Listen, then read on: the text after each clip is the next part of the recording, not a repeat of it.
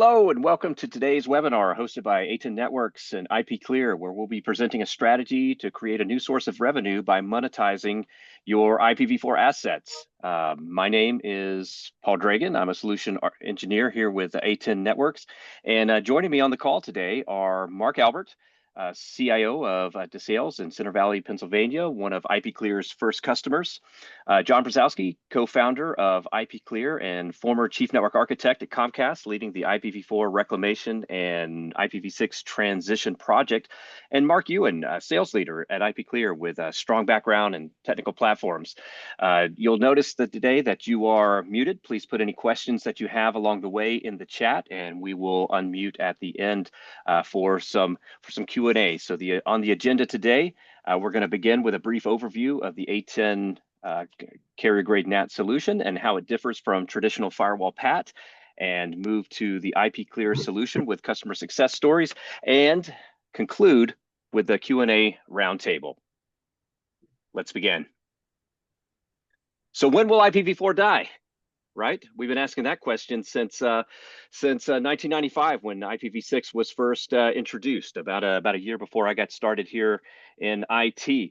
And so far, we've seen IPv6 World IPv6 launch day come and go back in 2012. We've seen the publishing of RFC 8200 in 2017. And the long story short is that IPv4 is not dead yet, not quite dead, not dying, still alive and kicking. And in fact, it is still the predominant technology on the internet. So IPv6 adoption is growing, but IPv4 is still kind of king, if you will. Next slide, please. And that can be problematic for certain industries, right? I'm looking at internet service providers that require IP addresses for every subscriber that needs to get to the internet. I'm looking at web hosting and cloud hosting that need IPv4 addresses for every application and service that they're publishing, right? So every device needs an address. And the challenge that we're faced in the industry is that back in 1981, when IPv4 was introduced, they had no idea how big the future internet was going to be. A 32-bit IP address space was probably sufficient for anything that they could dream up. And now we are faced with a situation where IPv6 and IPv4 are not compatible. You can't get any more. The regional registrars have already allocated all of their blocks, and so what that creates is for the IPv4 a strong demand, and the challenge is that there is, at least for these providers, that there is a low supply, and that creates a compelling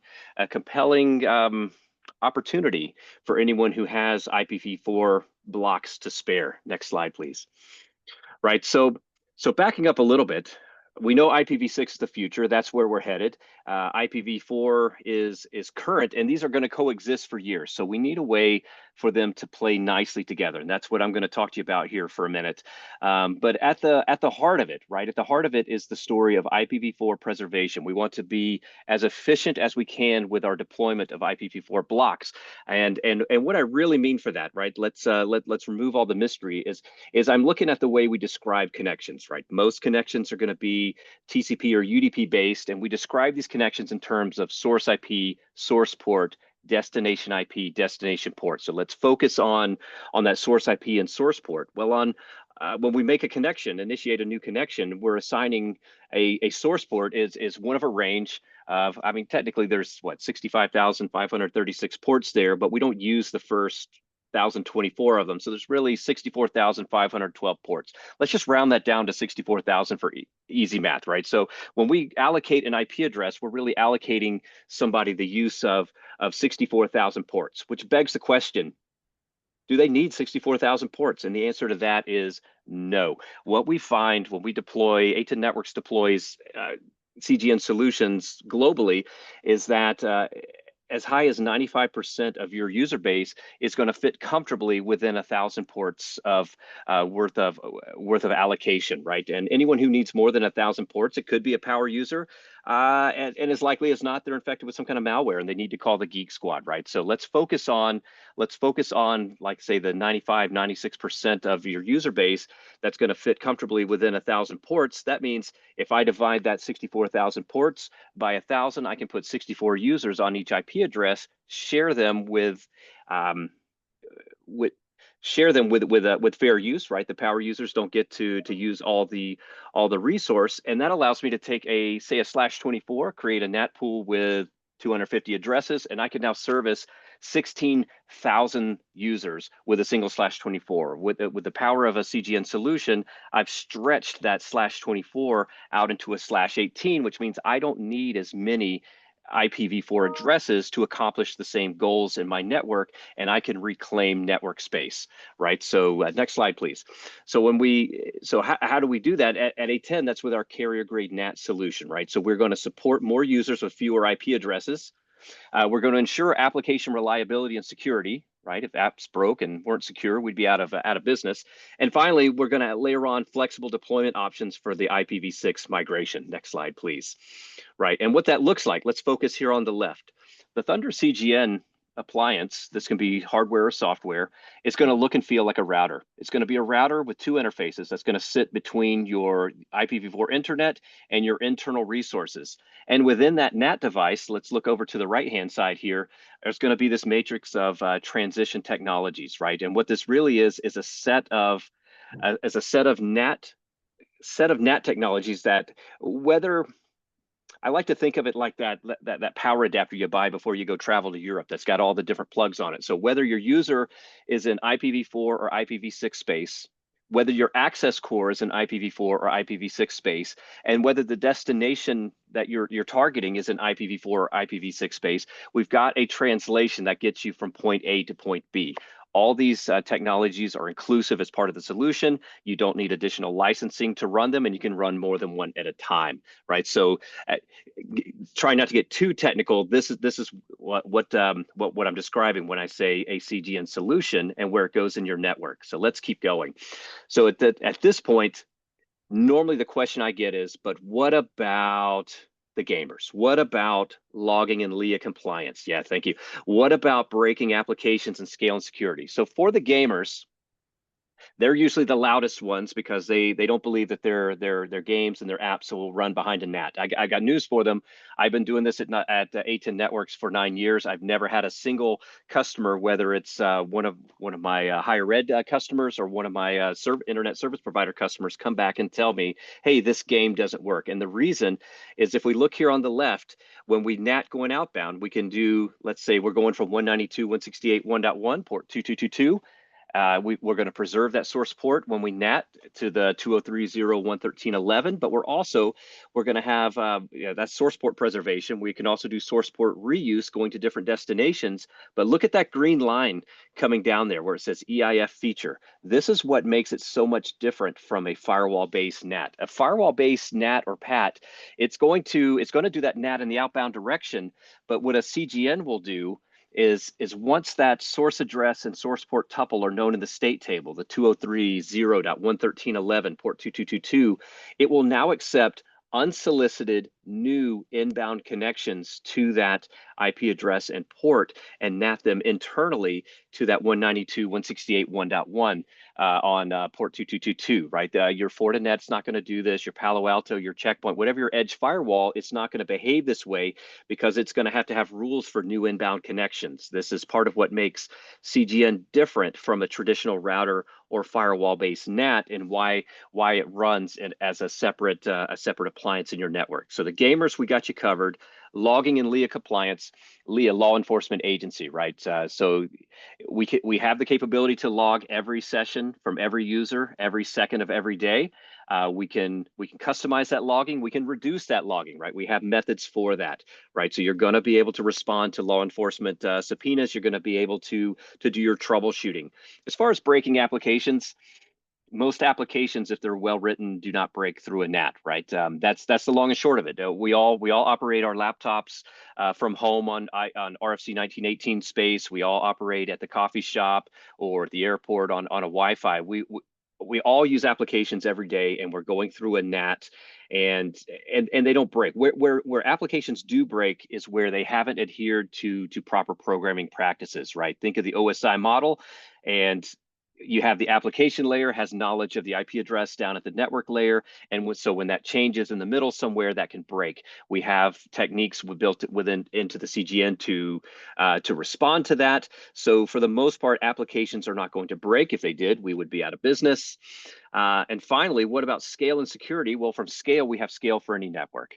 In virtual, we can go from 25 megabits to 100 gigabits, and in the hardware world, from 10 gigs to 550 gigs, right? And we can cluster these up to 8 wide for extended horizontal scale.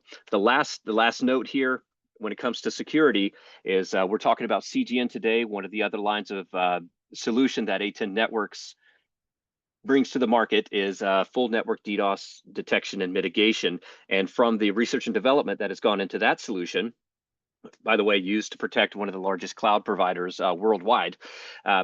Because of the research and development of that, we're able to integrate some of those core features like rate limiting, packet anomaly checks, and what have you into the solution. And we even have a method for responding, for removing IP addresses from a NAT pool if you need to inject a black hole route. So we've got you covered from a features and functions, from logging and troubleshooting, law enforcement compliance, scale and security. It's got the complete vision, the complete package, and with central management. But my final thought though is we've got the solution. Why it matters to you is it's going to allow you to maximize the use of your existing IPv4 and minimize how many blocks that you need to deploy in your own network, so that you can free up blocks that can be used for other purposes. But last slide, please.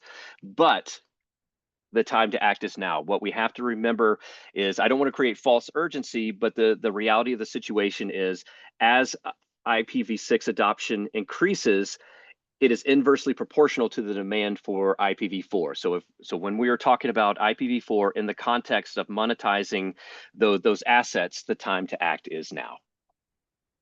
And now I want to tag in. I believe the next one on is I'm sorry, I'm not looking at my note here. Was that Mark next? Yeah, Mark Ewan. Thank you, Paul. Very educational. I'm Mark Ewan from IPClear, leading sales, and I'm just going to take you through a couple of slides to talk about what is IPClear and what are we not. We are not a broker, so we specialize specifically in network transformation and modernization, and we are a managed service provider. So our goal is to help you implement all the great things that Paul just described, and to get your your system right sized. We've been doing this with a number of customers. We focus not solely, but primarily on the higher education space, and you can see an example of some of the customers that we're serving. We have one on today who's gonna speak and take any questions that you have. But this just gives you a general idea of our approach is a no risk, cost neutral approach. So think of this as getting a modernized solution for your network, no cost up front. And in fact, if you decide to monetize your reclaimed legacy assets, in most cases, our customers are realizing net revenue. Next slide, please. So this sort of outlines the general benefits. First and foremost, the network modernization. The world is evolving fast. All the things that Paul talked about with the evolution to IPv6. One of the things that we like to point out is that when we implement our service with you in your network, the perimeter security is going to become strengthened significantly, because right now, if you're, for an example, advertising 65,000 plus IP addresses, we're going to right size your IP allocation so that you're, the analogy I often think of is, if you have hundreds or thousands of windows and doors in your house or building, and we take it down to just the required number, so that the number of ports, if you will, into your network is significantly decreased. So again, no upfront financial commitment. in most cases, there's going to be net revenue on the back end of the project by monetizing your legacy assets. Next slide. So again, as Paul pointed out, now's the time to act. You know, in higher ed in particular, we all know what the challenges are.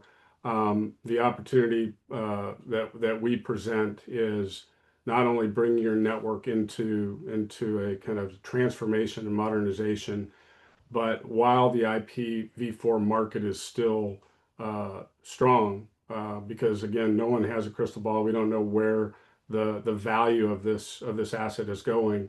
There's an opportunity to generate unrestricted revenue for your strategic priorities. Next slide. We have what we call a customer journey, where we kind of break it into two phases. Phase one is, again, no risk, no cost. We come in and work with you very closely to assess and analyze your network. We get under contract in order to do this because we don't think you're going to want us inside your network. And frankly, we're not going to want to be inside your network without a contractual arrangement. This contract is fully cancelable, so you have no risk. We go through an estimated timeline. We estimate the value that you could realize if that's the path you want to go down. We do a network inventory analysis, and then only if you decide to proceed do we go into phase two, which is execution, which includes installing the A10 CGNAT pair, going through the network transformation, and optionally, we will implement IPv6 for you for no additional fee. This is not required, but it is something that we do recommend.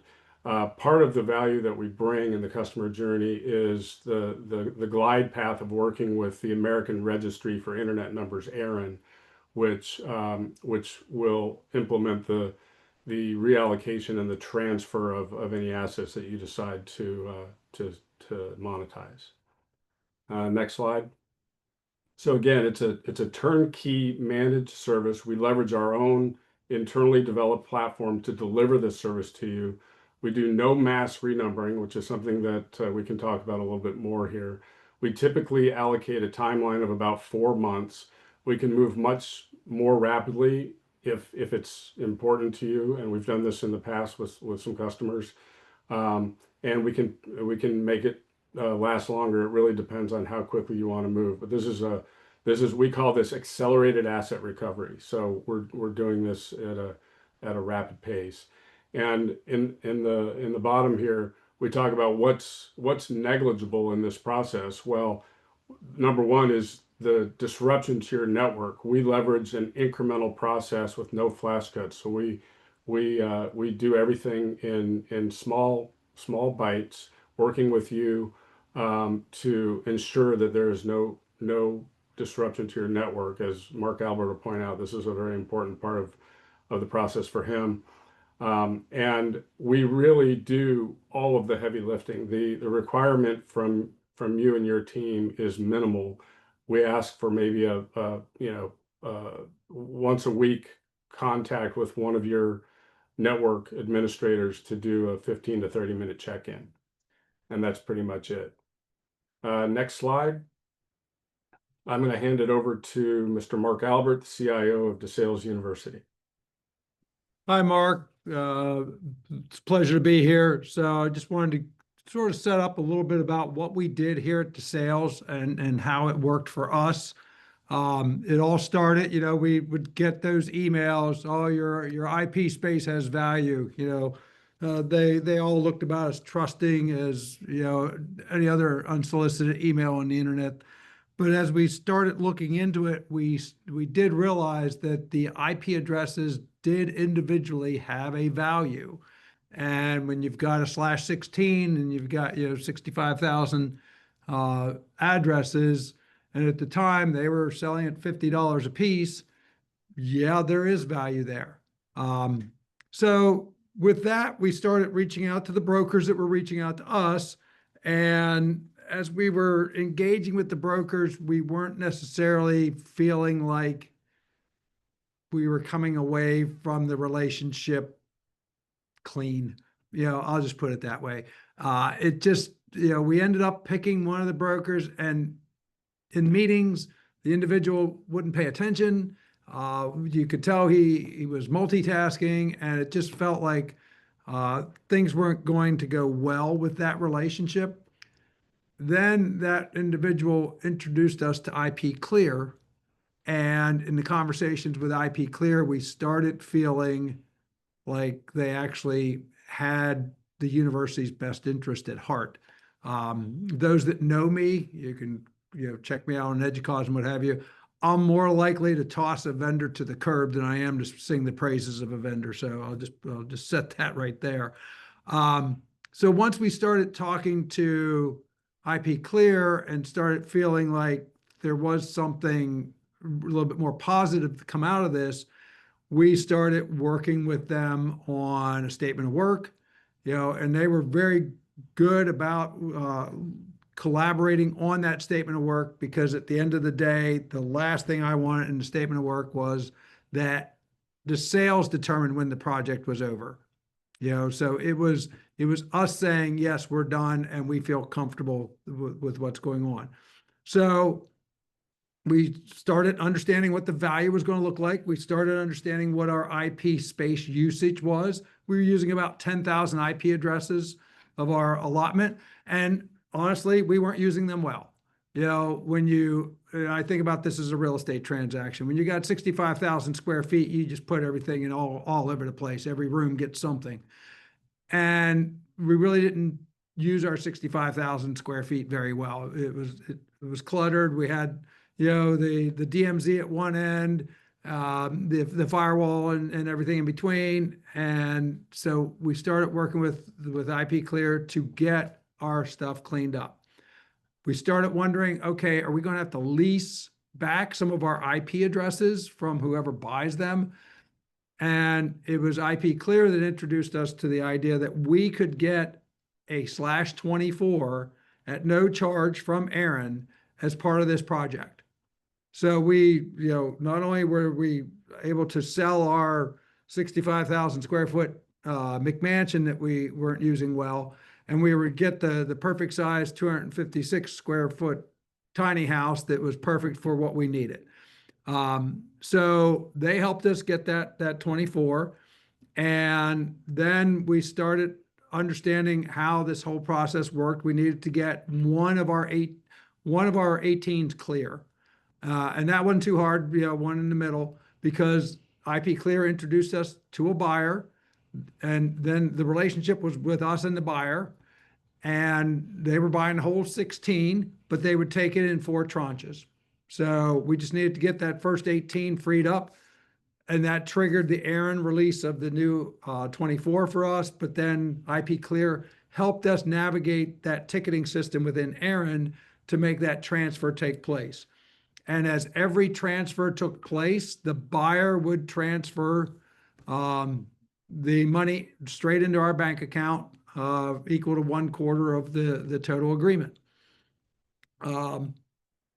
We were worried about just who the buyer would be, to make sure, we worried about our reputation. That IP address that we were selling still at some point had the Sales University associated with it.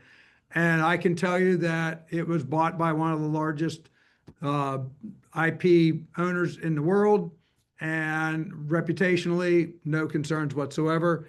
The other thing that we talked about with IPClear very clearly was we can't go dark.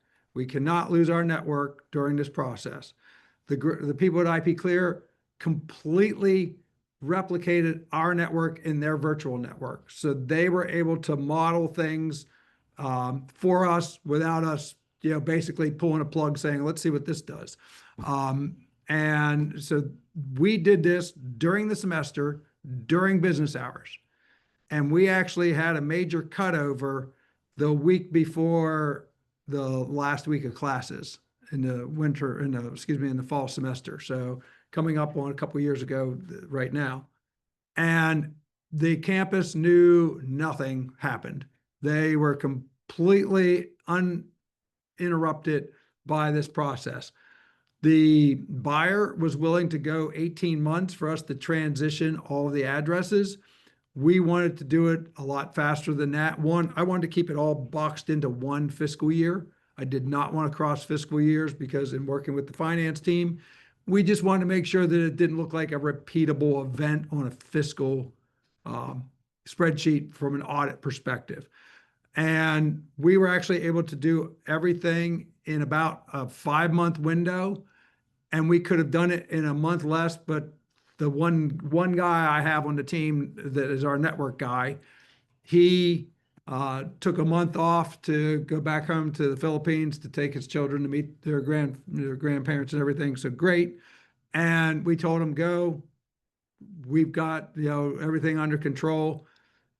But like I said, I had one guy, so I was worried that nothing else would get done during this time. But he had plenty of time to continue the other pieces that he had, managing the firewall, managing our info blocks for DHCP, and all those other things that he does, plus take time off, plus we had holidays, and I wasn't asking him to work through the holidays. All of these things came together, and in the end, again, somehow I picked the right time to sell. We netted over, or we grossed over $3 million and netted over $2.5 million in the sale. And we did it in a very short window. And I was able to have IT be a revenue stream for once in higher ed instead of a revenue drain. So really all these things have come together, and we've continued our relationship with IPClear. They're continuing to assist us with some of the IPv6 items and a couple other things that we're doing on our network, and we're working with them in partnership. So all in all, this process, I had a CFO that was very nervous. He was able to retire quietly and peacefully and not run away. He got an opportunity to see that we did this successfully, and he felt great because he watched the money show up in the bank, over those transaction times. Other than that, the campus never experienced any kind of negative impact as a result of this transition. Mark, John Brzezowski here. Cannot thank you, enough for that. I think we're all very proud to have worked and partnered with you in that, and just to hear the story over and over and over again. Yeah, it never gets old, Mark. So we can't thank you enough for such a vivid depiction of kind of what it was, what the process was like. And I think you probably remember in the earliest days when we first got started, when the first deposit showed up. I remember talking to you about it. You're like, yeah, this sounds too good to be true. And then there was the wire transfer. You're like, yeah, oh wow, it's true. We get that a lot, even today, as I'm sure Brian and Mark would on the IPClear team would agree. And we hope that this message gets out and everybody understands how real it is and how important it is to act now. If you don't mind, Mark, Albert, just I want to kind of pick at a few things, if that's okay. When we first met you and Bob and Paul and Christian at the time, you had mentioned like if you'd size this up, hey Christian, Paul, can we do this ourselves? Any insight into how long you estimated that would take, if you kind of DIY'd it on your end? Yeah, so, and my CFO kept asking that question too. Well, what if we did this ourselves? Because we would save the service cost with IPClear.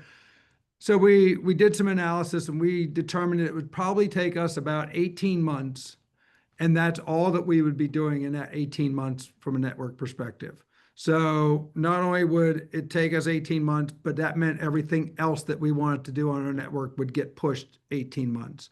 So when I had that conversation with the CFO, I'm like, the time to market, it's worth the cost of this. And we paid our bill with IPClear out of our first check from our buyer and still had money left over. So that meant the other 3 checks from the buyer were all pure revenue, pure on the net. But yeah, we figured it because we had our IP addresses spread out so much, we figured it was going to take 18 months. We still, as part of this, learned a lot about our network and learned a lot about how we had things configured, and we got a much better configuration on the other side. and we still squished it down into like a 5-month period. Mark, thank you. For Mark Ewan, this one's a little bit of a a layup, Mark, right? But until recently, Mark Albert was our shortest duration ever. So Mark, any insight into anything shorter, from your perspective, and some any commentary from Mark Ewan, your perspective around considerations when it comes to how fast people should consider going or not? Yeah. So like I said in my comments, there's no crystal ball on the market. Mark Albert mentioned that their timing was quite good. Two or so years ago, the market for IPv4 addresses was quite a bit higher. So you think a little bit like a stock. Should I sell the stock today? Should I wait till tomorrow? Is it going to go up? Is it going to go down? Is it going to stay flat? We don't know.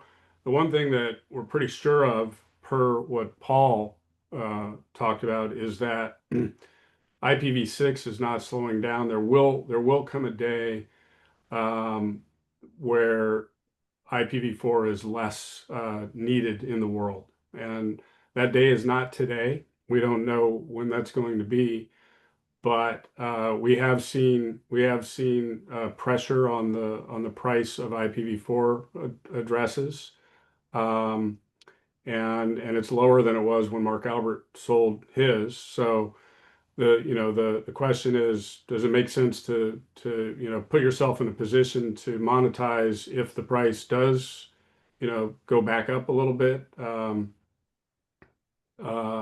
Does it make sense to get it done quickly so that you can go ahead and monetize and realize the other benefits that we bring to the table, which is the network modernization?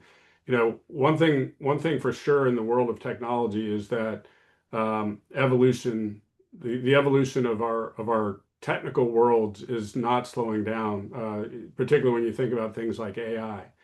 And you might ask, who are the buyers of IPv4? Well, it's, the big buyers are the big hyperscalers, a lot of these AI data centers.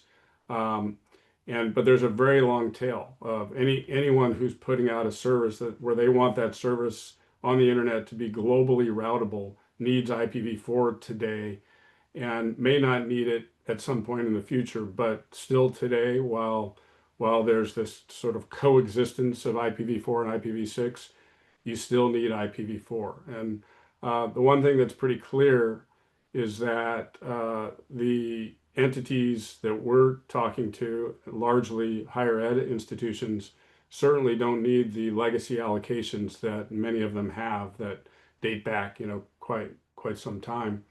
And so, long-winded way of saying, we can go faster if your institution wants or needs to go faster. And there's one example that I touched on a little bit earlier. One of our customers, the CIO, was going to be retiring and wanted to get the project wrapped up and completed by the time she retired. And there's actually a blog post on this that we can share if anybody's interested in taking a look at that. We did it in less than 2 months was the time frame for the transformation. So it's a little bit of a non-standard, I'll call it, in terms of how quickly we typically move. But again, if the need is there and the requirement and the desire is there, we can work with the team and move quite quickly. Hey, Mark, question came in on the Zoom feed here. Before I go over to Paul, a quick question for you. There was a comment about, pricing. We certainly recognize one size doesn't fit all, but can you provide some commentary there?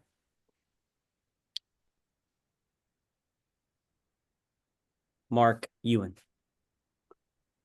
Yeah. So that was Fabian. So, Mark Albert mentioned, the gross and the net, so you can probably get a general sense of what we charge. part of that is the fee for the A10 pair, CGNet pair. And then the other element is our what we call our managed service fee. So all the fees associated with doing the transformation and modernization. So because we're not a broker, we started with a fixed fee approach only, and for the managed services, because we felt like if we did a percentage of revenue, it would make us look like a broker. And we want to really make it clear that we're not a broker. We are there to help you monetize, make introductions, and that kind of thing. But we don't get in the middle of that transaction. We derive our value from delivering technical expertise.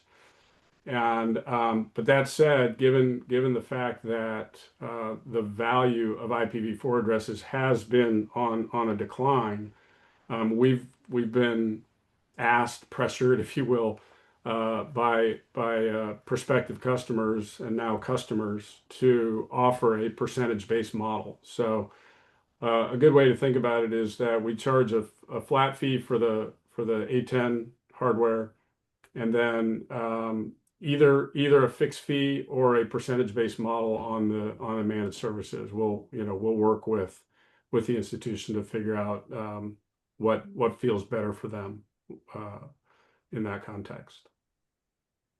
Thanks, Mark. Paul, I want to go back to you for a second.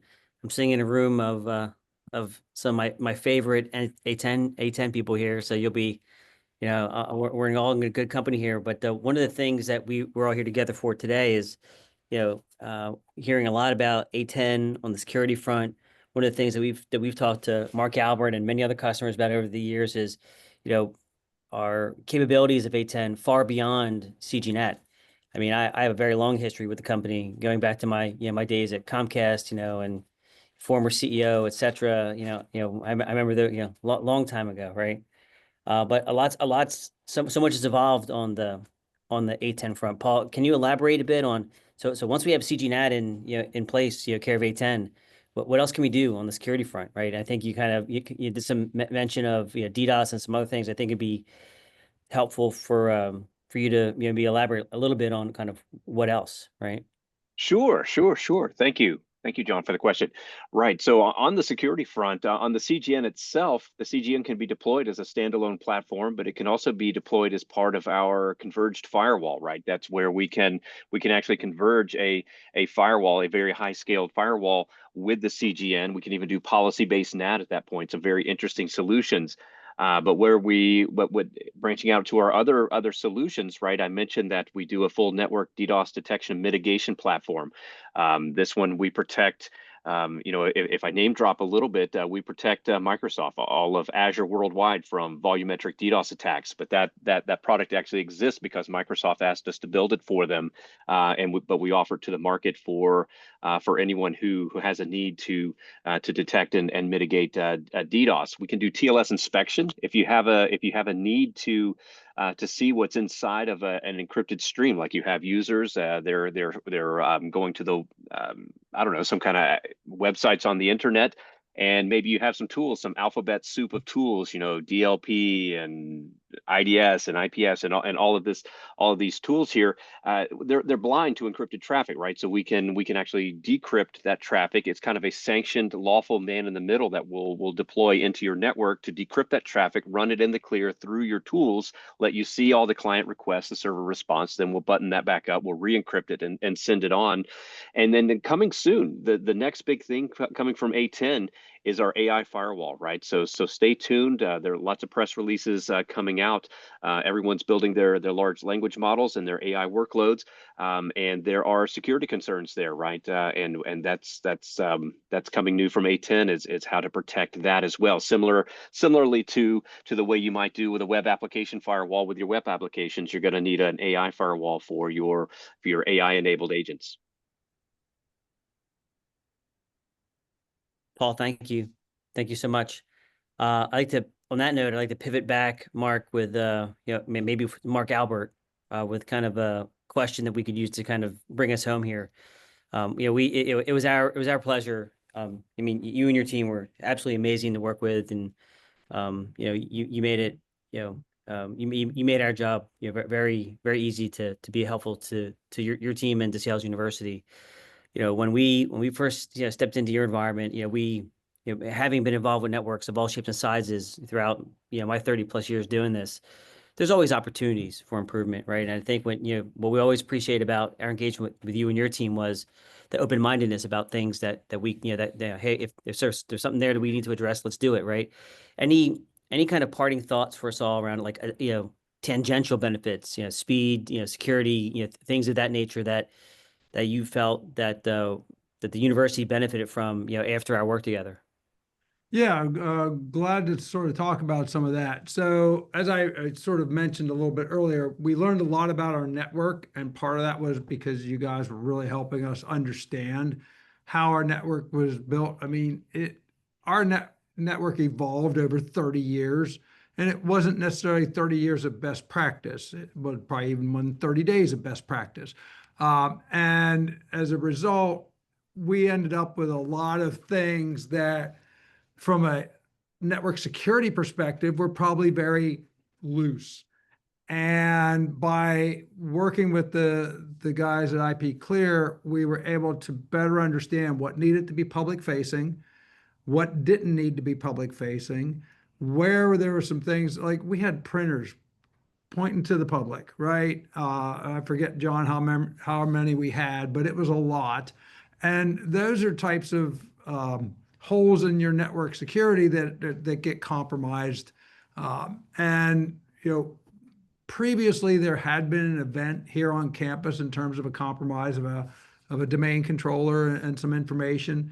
So that was before I got here, and it was really kind of what led to the creation of my role here. And we were very much in tune with the idea that we needed to be better with our security. And the guys from IPClear helped us understand that, we had some ideas, but we're a small team. We got a lot of things that we're doing day to day. So we really didn't have that opportunity to sit back and say, here's a better way. But when IPClear was able to model our entire network in their sandbox, they could come back to us and say, hey, if we do this, we're gonna create a much better security posture for you. So we came out of this with money in our pocket and a much more secure network. And I can't complain about that one way or another. So, Mark, thank you. Our friend Fabian has a question for us. I'll make sure I get it right. Have you seen a price model for CGNet as a service from a telco charging, say, XYZ for an extra service? I'm certainly that's best for you to, Mark Albert, to opine on. I don't think I have a perspective on that one personally. I have not seen anything like that. I could certainly see where something could get plugged in if you had like all your assets up in Azure, where you're routing a lot of traffic, but it would be interesting to see how that could be done from the telecos themselves, other than them still offering a full managed network service to begin with. Mark Albert, if I could interject briefly, that's one of the, and Fabian, I don't know if this is, hopefully you view this as appropriate. That's one of the things that IPClear is looking to expand in its service offerings, beginning in calendar year 2026. I don't know, Mark Ewan, sorry, if you're, if it's premature to kind of comment there, but we can certainly follow up with Fabian offline on that particular topic. Yeah, we're certainly open to a model like that. We've been, as John said, we've been talking about it internally. We haven't implemented it yet. But we do run into, given the nature of what's happening in higher education with, the enrollment cliff coming, some of the challenges just in general, political environment and so forth. We've got a number of higher ed institutions who want to work with us on this project and want to find a way to to essentially finance it because their cash position is challenged. And so we're open to that. You know, we're as you probably can surmise, we're getting a lot of interest in our offering, and you know, we want to find ways to, you know, to make it more accessible to everyone. So the name of the game for us is we don't get paid till you get paid if you're going to monetize your legacy assets. And if we can do that if we can find a way to do that with the hardware as well, then we, you know, we want to explore that. Mark Ewan, thank you. Mark, you and Mark Albert, thanks so much for for everything that you've shared here today. Paul, I'm gonna give me 1 minute to kind of offer just a closing comment, and then I'll hand it over to you to bring us home, unless we find ourselves presented with some questions here in Zoom. Very security conscious day for us all here. We're on site here in New York. Hearing lots of information from Paul about security. Mark Albert, certainly top of mind. From a CIO's point of view. I think one of the things that's important for us to mention from IPClear's perspective is that there's nothing invasive about what we do. We're a managed service provider. My colleague Brian here, who's also in the room, kind of kicked me under the table and said, "Hey, don't forget to mention this." So this is there's nothing that we do that kind of inspects traffic inside of our customer network. Our software system that runs on premise is really just a layer 3 topological mapping, so that we can really refine and have high fidelity around how we serve our customers, like Mark Albert. So very security conscious, very focused on making sure that we stay on our side of the line, right? And while delivering our service in as rapid a manner as possible. And I think if I can paraphrase what I've heard from Mark Albert today, I think our partnership with him was a testament to kind of remaining true to all those pillars of kind of how we operate here on the IPClear side. So I cannot we cannot thank Mark enough. Cannot thank the A10 team enough for their partnership. Their solution and their products are a huge part of how we operate.